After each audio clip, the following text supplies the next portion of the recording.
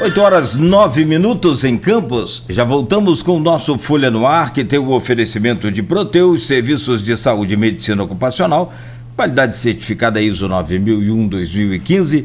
Unimed Campos, cuidar de você. Esse é o plano. Laboratórios Plínio Bacelar e Plínio Bacelar Vacina, uma clínica muito moderna, especializada em vacinação, para você manter aí o seu cartão de vacinação em dia e da sua família também. E o apoio de Green Energia Solar. Programa de hoje com Aloysio Abreu Barbosa, estamos recebendo William Passos, geógrafo especializado em doutoral, especialização em doutoral em estatística pelo IBGE.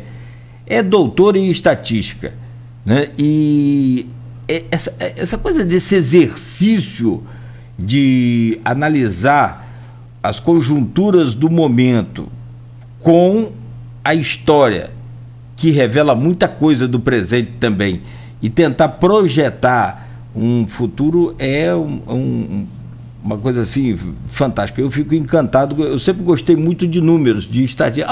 Tem gente que não gosta de número nenhum, não acredita em pesquisa nenhuma, quer dizer, principalmente as contra, né?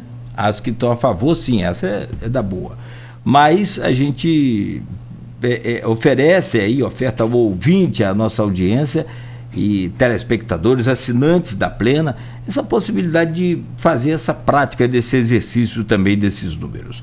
Aloysio, eu volto com você e peço a gentileza de abrir esse bloco, por favor. William, falamos sobre deputado federal aqui, vamos começar a falar pesquisa para o Senado. Há diferença, sobretudo em relação à segunda posição, onde alguns cenários apontam, uns Clarice em ascensão, outros Molon, outros Siciliano, quando na condição de candidato de Lula ao Senado, né? Geralmente o cenário é esse, que bota Siciliano melhor ali. Mas não há dúvida, ressalvado que ainda na espontânea, muito grande número de indecisos, ou seja, está aberto matematicamente, mas na estimulada é uma vantagem. Romário nada de braçada. Eu não sei se você gosta de futebol, mas eu costumo falar aqui, antes de falar sobre o Romário, que ele parece trazer uma característica do futebol para a política. Que também é um jogo muito tático, né? Política e futebol são jogos táticos, né? Romário, a maneira de marcar Romário, quando era jogador, era um na marcação por zona e um na sobra, porque tinha que ter um na sobra. Ele ia passar pelo primeiro. E, quer dizer, se ele viesse pela direita, e o lateral direito e o zagueiro central. Se viesse pela esquerda, o quarto zagueiro e o lateral esquerdo. O zagueiro lateral direito, que são Clarice e Daniel Silveira, bateram cabeça.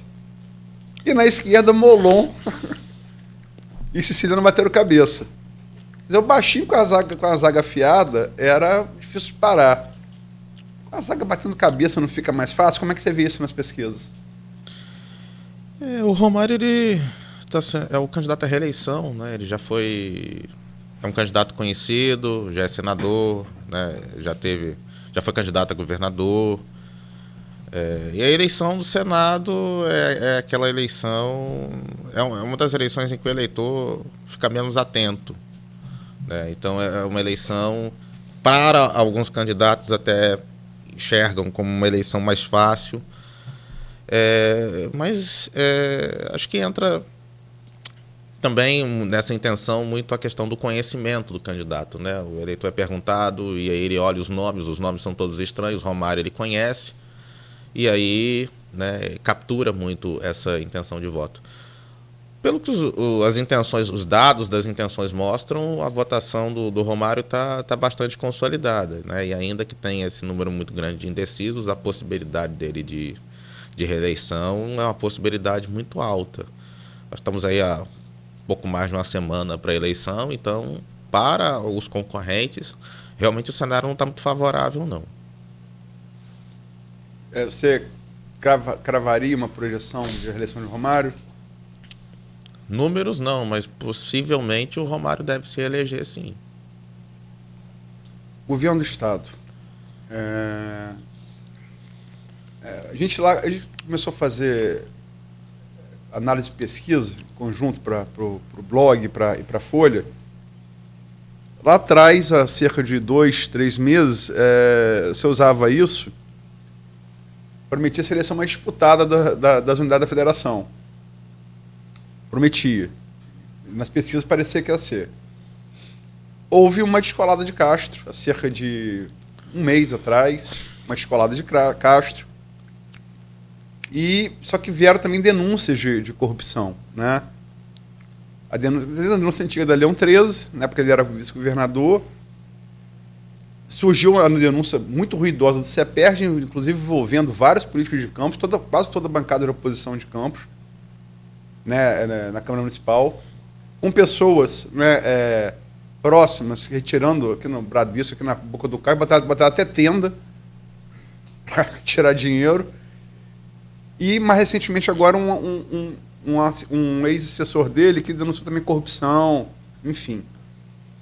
Isso é o que parece começou a surtir algum efeito no sentido que Freixo parece ter diminuído a distância, pelo menos em algumas pesquisas, né?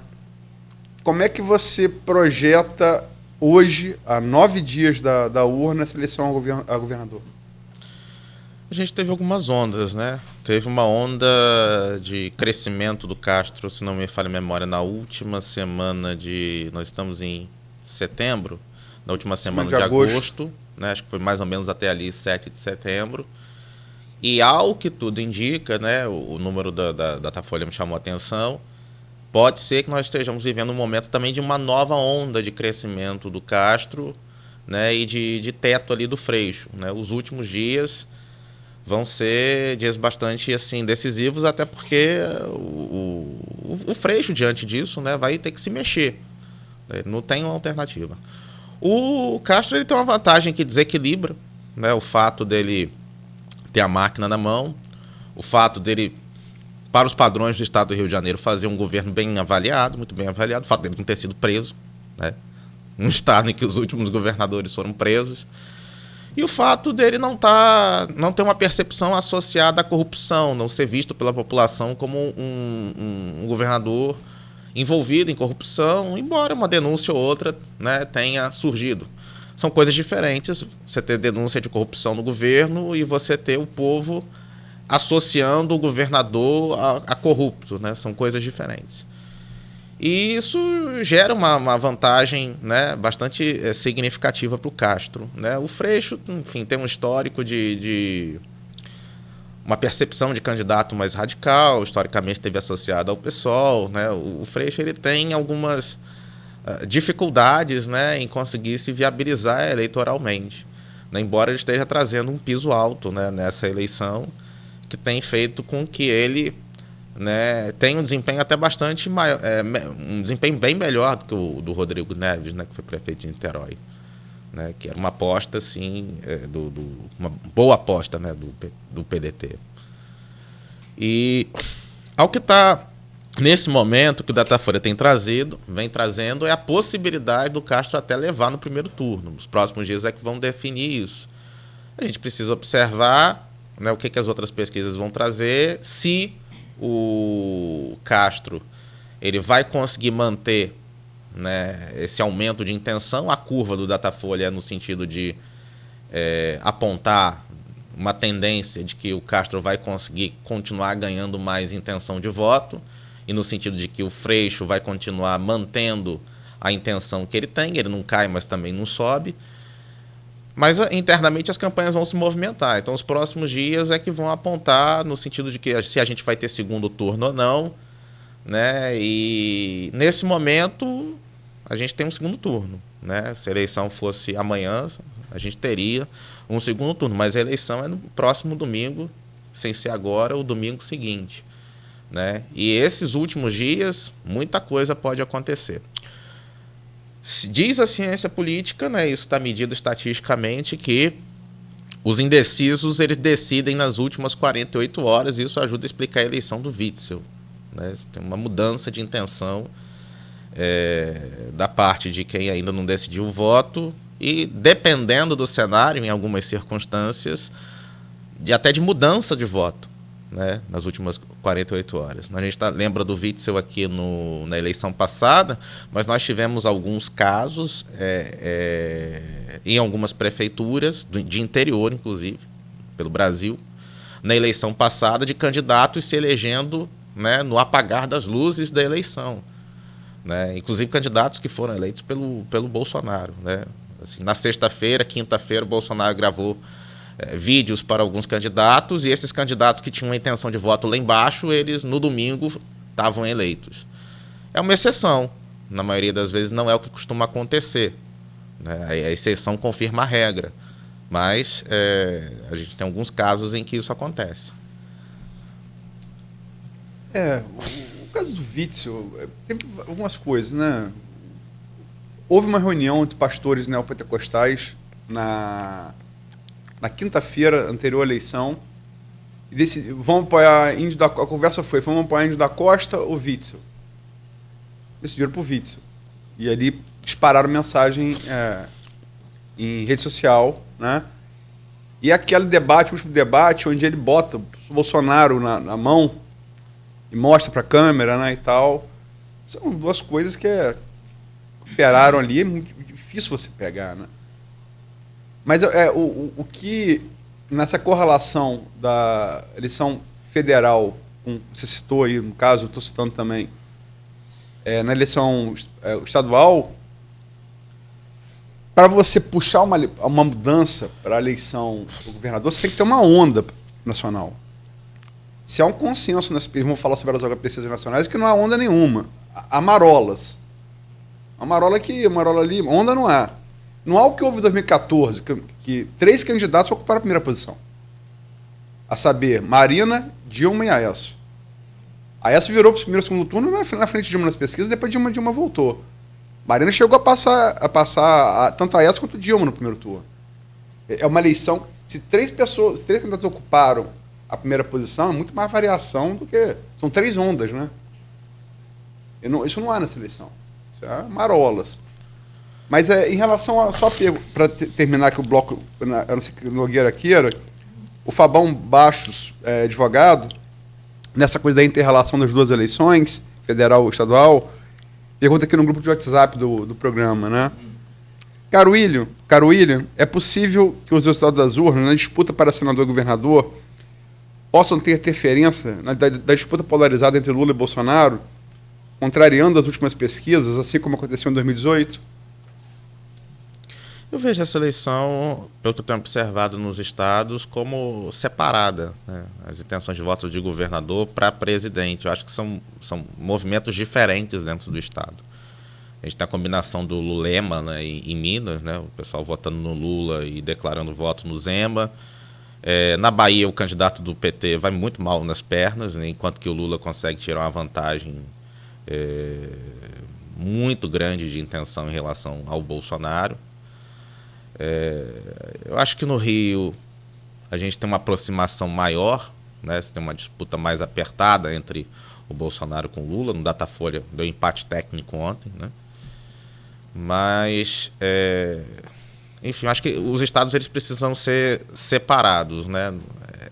Nessa eleição, a gente fazer essa correlação, né, entre a eleição, a corrida estadual e a eleição para presidente no Brasil todo, né, a gente fazer essa generalização, acho que não existe, não seria bastante adequado, né? Acho que é melhor a gente separar as corridas estaduais da eleição para presidente.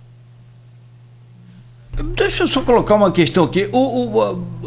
Gente, a eleição no Rio, aliás, o Rio é diferente do Brasil, é diferente de tudo. 5 governadores, ex-governadores, né, presos, um afastado agora.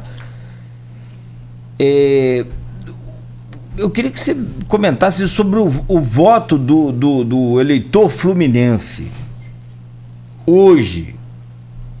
Porque a gente fica muito, na verdade, desconfiado de tudo. Depois de 5 não é possível a gente sair, né, confiando aí em qualquer situação. Como é que o eleitor, na sua ótica de especialista, Como é que o eleitor fluminense decide o seu voto?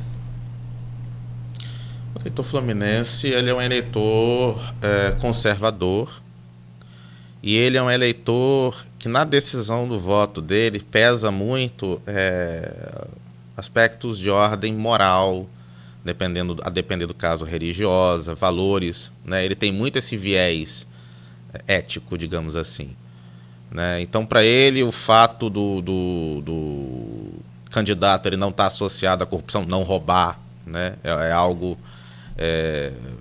que pesa muito mais do que o que ele entrega, né? Do que a experiência política dele, os feitos dele como governante.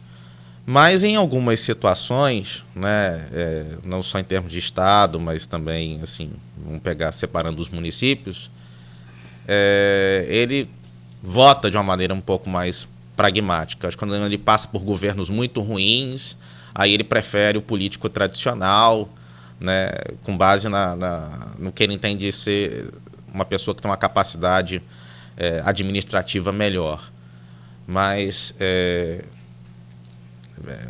na maioria dos casos, quer dizer, a princípio, né, a questão ética, né, e o viés conservador, ele é muito forte. Tanto que a gente está vendo aí uma alteração, né, na campanha do Freixo, né, com algumas pautas assim progressistas, né, que o Freixo está indo para um lado um pouco mais conservador. Você vê o Freixo elogiando polícia militar, né, a questão da descriminalização das drogas, ele dá uma retrocedida, né. É um exagero dizer, né, eu sei que é um exagero, mas isso ajuda a gente a entender. Num certo sentido, houve uma bolsonarização da pauta do Freixo, digamos assim.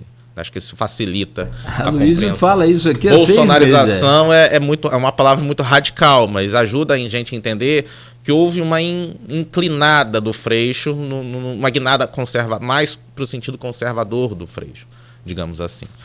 Exatamente para quê? Para que ele se viabilize eleitoralmente. A aliança com César Maia, né? A gente não pode esquecer que o Freixo veio do PSOL, né? Um candidato, um egresso do PSOL aliado ao César Maia, elogiando o César Maia, tirando foto.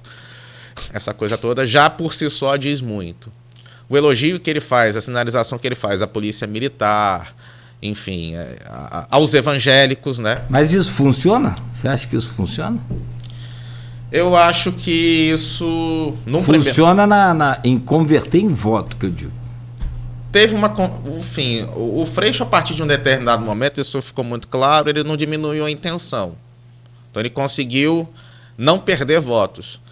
E em alguns momentos dessa eleição ele teve algumas ondas de crescimento, né? Então houve um efeito positivo. Se esse efeito positivo foi o efeito que ele gostaria que acontecesse, é uma outra conversa.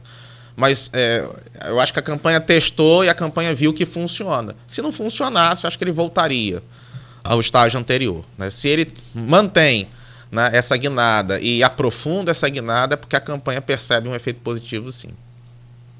Só para, antes de encerrar o bloco, a analogia de William pode até parecer com a que eu faço aqui, sim, mas ela é diferente. O William colocou que Freixo bolsonarizou a sua pauta.